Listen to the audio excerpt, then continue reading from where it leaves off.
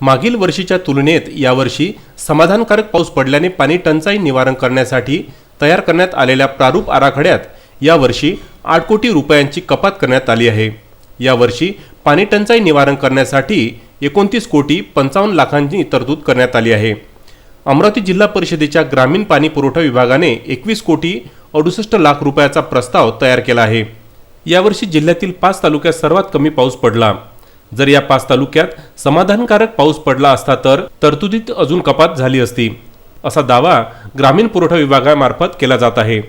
हा पाणी टंचाई आराखडा जिल्हाधिकारी शैलेश नवाल यांच्याकडे मंजुरीकरिता पाठविण्यात आला आहे।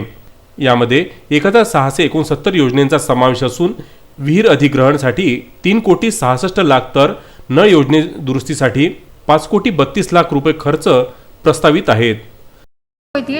तलाव त्या तलावामध्ये सध्या एक थेंब सुद्धा पाणी साठत नाही आहे आणि चौकशी अहवाल सादर केला पण त्यामध्ये त्यांनी चौकशी केलेली नाही आहे। तुम्हाला काय वाटतं त्यामध्ये काही सेटिंग वगैरे झालं असं वाटतं? त्यामध्ये अधिकारी वगैरे मॅनेज झाले आहेत। मग तुमची आता काय मागणी आहे? त्या तलावाचं काम करायचं डबल। कोणत्या साली मंजूर झालं होतं ते काम? 16-17 मध्ये। अमरावती येथून सुरेंद्र बिसने यांचा हा वृत्तांत।